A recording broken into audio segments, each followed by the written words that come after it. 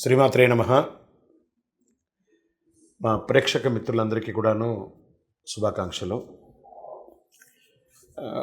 ఎప్పుడూ కూడాను ఈ మాస ఫలితాలు, తర్వాత సంవత్సర ఫలితాలు, ప్రత్యేక ఫలితాలు మాత్రమే కాకుండా కొన్ని నిత్య జీవితంలో మనం పాటించవలసింది, కాస్త తెలుసుకోవాల్సింది, నా పరిగణలో తెలిసింది, మా గురువులు మాకు నేర్పించింది, సద్గురువుల దగ్గర నుంచి సేకరించినటువంటి కొన్ని సమాచారాన్ని మీతో పంచుకోవాలని ఈ వీడియోస్ ద్వారా మేము స్టార్ట్ చేస్తున్నాం.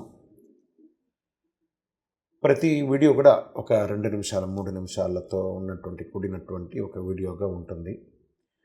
ఇది నిజంగా మీ నిత్య జీవితంలో ఇది చాలా అద్భుతాన్ని కల్పిస్తుంది. మీకు నేర్చుకోవడానికి తెలుసుకోవచ్చు, చాలా విషయ జ్ఞానం కూడా పొందే అవకాశాలు చాలా ఉన్నాయి. మా ఛానల్ మిత్రులందరూ చూస్తున్నారు. మళ్ళీ రిక్వెస్ట్, సబ్స్క్రైబ్ చేయండి, షేర్ చేయండి. మీ మిత్రులందరికీ ఇప్పుడు ఈరోజు వాట్సాప్లో, ఫేస్బుక్లో, ఇన్స్టాలో చాలా ఈజీగా షేరింగ్ ఉంది కదా. మీకు ఇది నిజంగా నచ్చింది అనుకోండి, జస్ట్ అలా క్లిక్ చేసి షేర్ చేసేసేయండి. ఆ పక్కన ఉన్న గంట గుర్తుని క్లిక్ చేసేస్తే మా సబ్జెక్ట్ అంతా కూడా మీకు వస్తూ ఉంటుంది.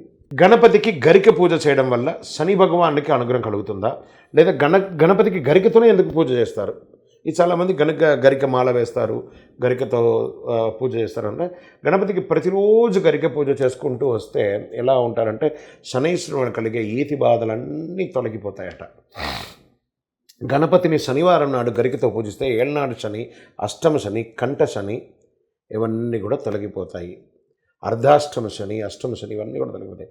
గరిక వ్రతంతో శ్రీ మహాగణపతికి పూజ చేసి తర్వాత బెల్లం నైవేద్యం పెట్టి పూజిస్తే కోరుకున్న కోరికలు తీరుతాయి, అన్ని పనులు త్వరగా నెరవేరుతాయని చెప్పబడుతుంది. దుర్గాదేవికి గరికతో పూజ చేస్తే రహస్యాలు ప్రార్థన తెలుస్తుంది.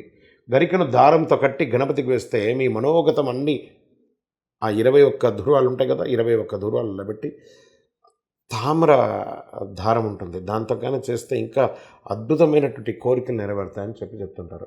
భయరోగాది కష్టాలన్నీ కూడా తొలగిపోవాలంటే గణపతిని ఉద్దేశించి ఉపవాసం ఉండి స్వామివారికి పూజ చేసి ఉండ్రాలు పెట్టి గరికతో అర్చన చేయండి. చాలా అద్భుతమైనటువంటి ఫలితాలను పొందుతారు. కృష్ణ చతుర్దశి నాడు ధూర్వాలు, బిల్వాలతో, పువ్వులతో గణపతిని అర్చించి 21 ఉండ్రాలు పెట్టి నివేదన చేస్తే గ్రహదోషాలన్నీ తొలగి ఇల్లు లేని వారికి కూడా ఇల్లు దొరుకుతుంది అని చెప్పడం జరుగుతుంది.